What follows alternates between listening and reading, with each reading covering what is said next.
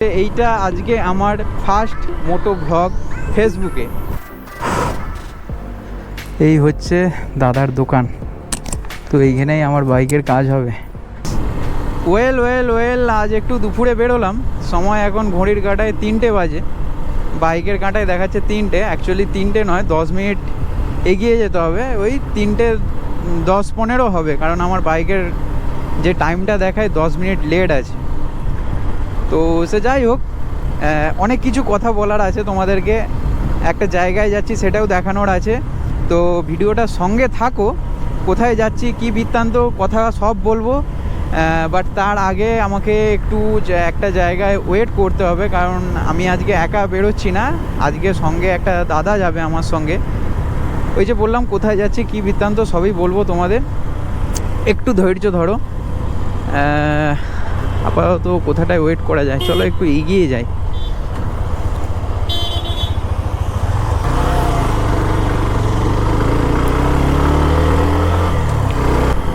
সামনেই দেখি একটা চা দোকানে ওয়েট করব, দাদাটা এলে একসাথে বেরোবো। এখনও আসেনি, এলে একটু চা খাবো, তারপরে জার্নিটা স্টার্ট করব। তো সঙ্গে থাকো, দেখতে থাকো। সো চলো জার্নিটা স্টার্ট করলাম, দাদাটা চলে এসছে এই যে। আর তোমাদেরকে যেই কথাগুলো বলার ছিল, ফার্স্ট অফ অল তো যারা আমার ইউটিউবে এই ভিডিওটা দেখছো তাদেরকে অসংখ্য ধন্যবাদ একদম মন থেকে, ঠিক আছে।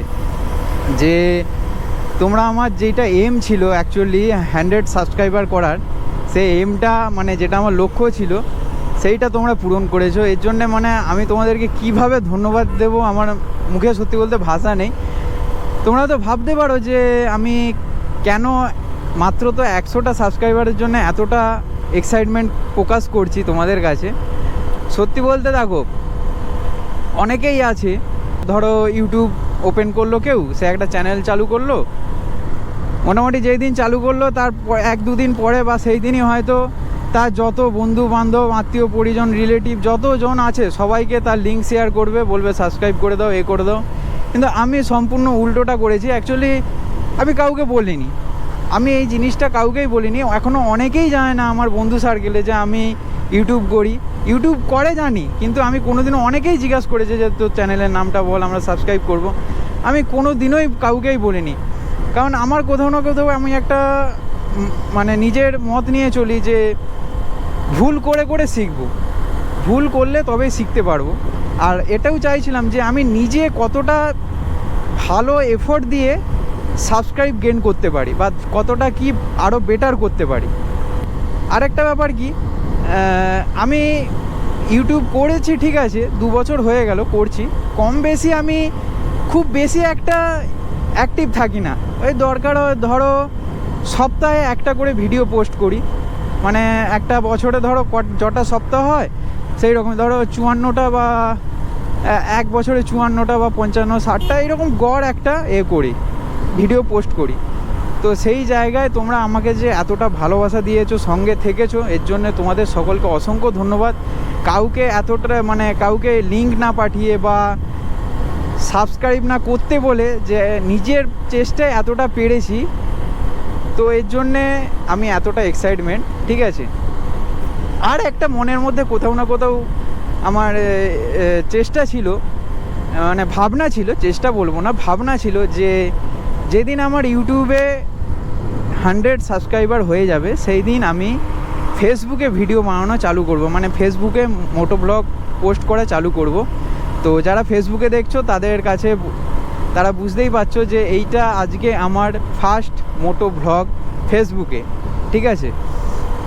তো আমি এইটা ইউটিউবে যখন ভিডিও চালু করি তখন সবাইকে একটাই কথা বলতাম যে তোমরা আমাকে ফিডব্যাকটা দাও, আমি কতটা কি বেটার করতে পারি। তো ওখান থেকে অনেক কিছু শিখেছি আমি, অনেকের অনেক ফিডব্যাক নিয়ে আমি যতটা বেটার করার জন্য একটা ভিডিও দরকার সব কিছুই করেছি, ঠিক আছে।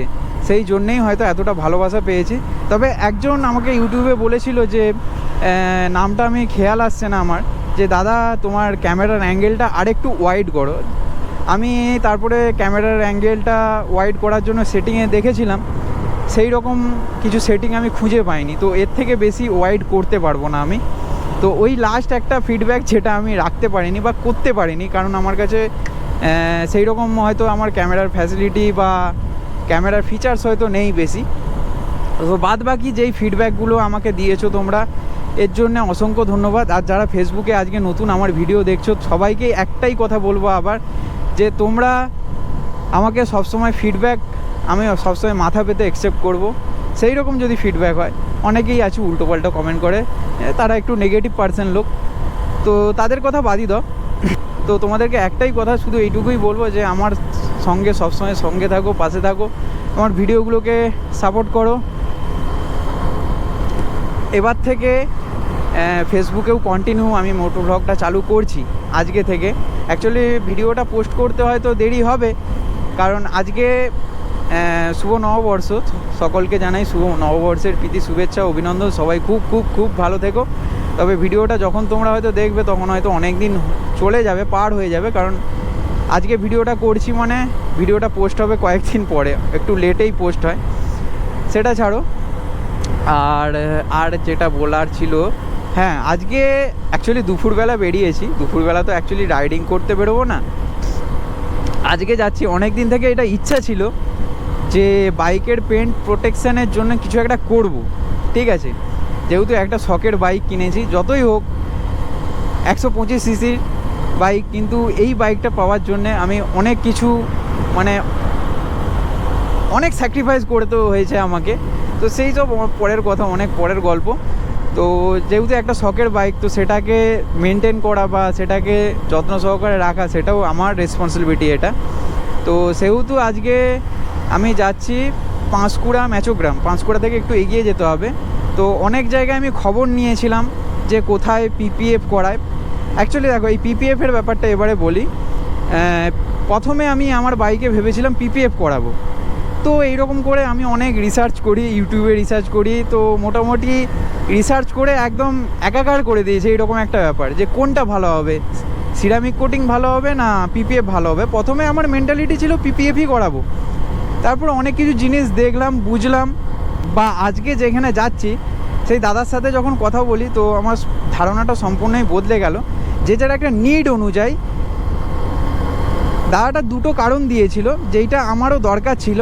যে দুটো কারণ বলেছিল যে দেখো, পিপিএফ করালে, একটা আমাকে কারণ বলেছিল যে পিপিএফ করালে যতই দামি পিপিএফ করাও, খুব যদি বাইকের কালার না ফেড করতে চাও, তো পিপিএফ অন্তত 1 থেকে 1.5 বছর, খুব হার্ডলি 2 বছর ছাড়া চেঞ্জ করতে হয়।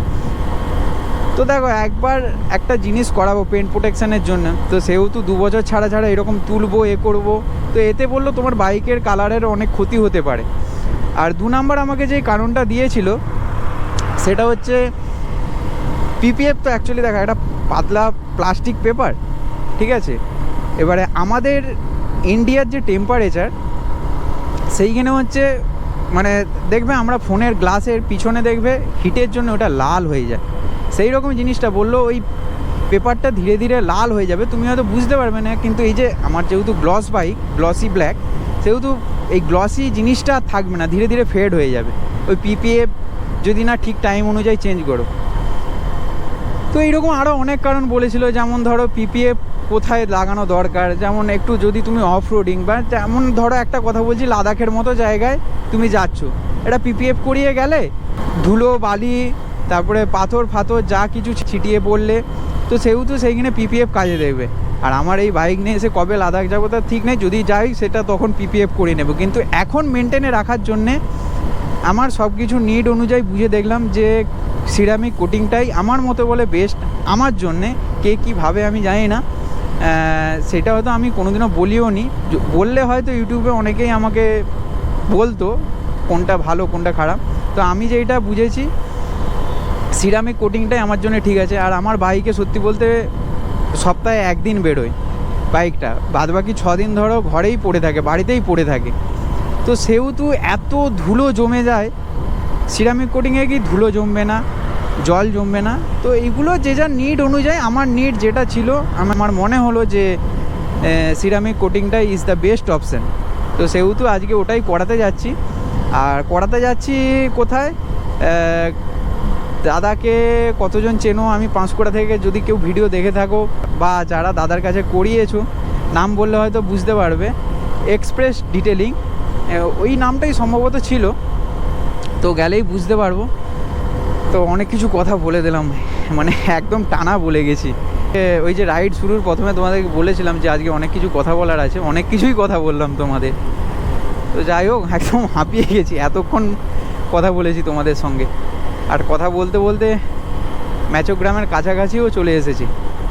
সো ফার্স্ট টাইম এইরকম একটা কাজ করাতে যাচ্ছি, কতটা কি। আর একটা কথা বলেছিল, এটা আমার মাথায় আসছিল না, আর একটা কথা বলেছিল, যেহেতু তোমার গ্লসি ব্ল্যাক বাইক, তো সেহেতু সিরামিক কোটিং করালে তোমার গ্লসটা আরও 10x খেলবে, ঠিক আছে, আরও গ্লসটা ভালো দেখাবে।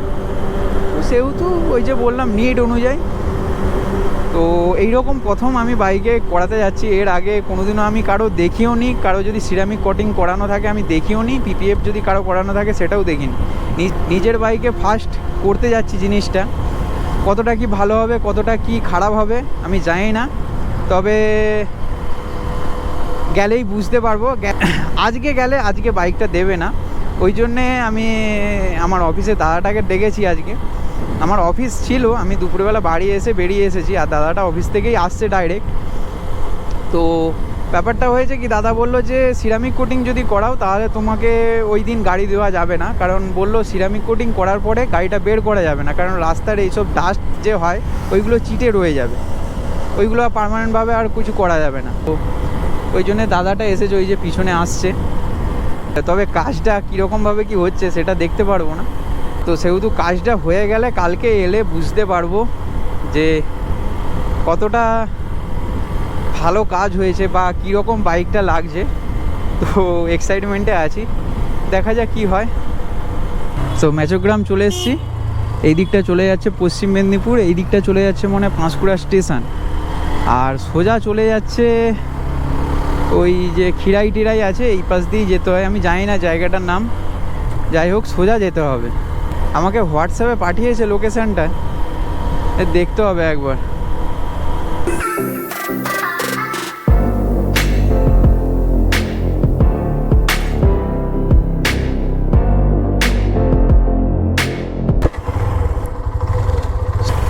তো চলো আবার বেরোনো যাক, আর বেশিটা নয় দেখাচ্ছে ম্যাপে, আর একটুখানি। আমিও ম্যাপটা চেক করছিলাম, আর দাদার বাইকে পাম্পটা কম ছিল, চাকায় পাম্পটা দিল ওইখানে। হ্যাঁ হ্যাঁ এইটা।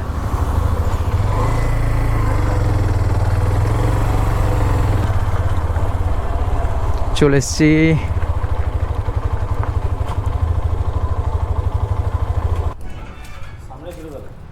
সামনেই ছিলাম। বাহ, ট্রফিতে ভর্তি হয়ে রেখেছে যে।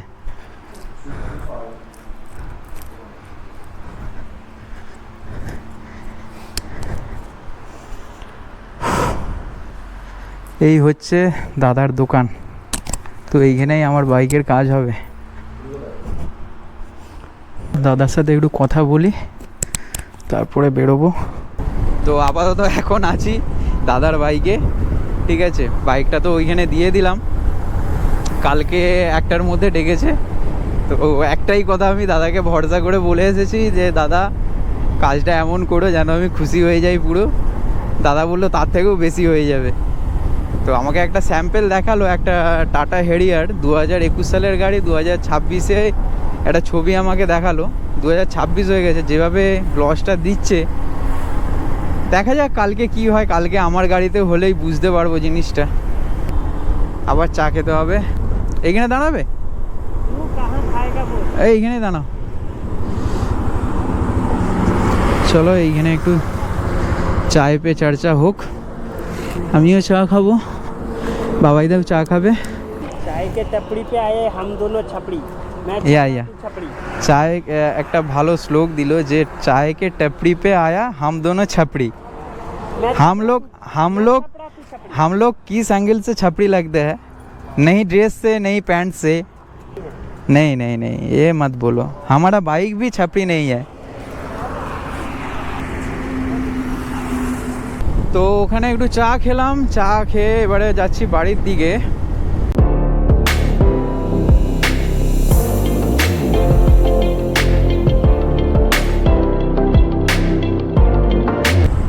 আজকের ভিডিওটা আর বেশি লম্বা করব না। ফেসবুকে এটা আমার ফার্স্ট ভিডিও। যারা ফেসবুকে আমার অডিয়েন্স আছো বা যারা দেখছো আমার ভিডিওটা, চ্যানেলটাকে অবশ্যই ফলো করে দেবে, আমার পেজটাকে ফলো করে দেবে। আর যারা ইউটিউবে দেখছো তারা চ্যানেলটাকে সাবস্ক্রাইব করে বেল আইকনটা অল করে দেবে। আর ভিডিওটা একটা লাইক দিয়ে একটা কমেন্ট করে একটু অ্যাপ্রিসিয়েট করো, যাতে আরও আমি অনেক ভালো ভালো ভিডিও তোমাদের সঙ্গে শেয়ার করতে পারি, তোমাদের সামনে তুলে ধরতে পারি। একজন নতুন ক্রিয়েটারের কাছে এই জিনিসটাই চাই যে যত ভালো ফিডব্যাক পাবে সে, তত ভালো সে ভিডিও বানাতে পারবে, তত ভিডিও বানানোর প্রতি তার আগ্রহ আরও তৈরি হবে। সঙ্গে থাকো, পাশে থেকো। আজকে আর বেশি কিছু বলবো না, দেখা হচ্ছে নেক্সট ভিডিওতে। সবাই ভালো থাকবে, সুস্থ থাকবে, টাটা, গুড বাই।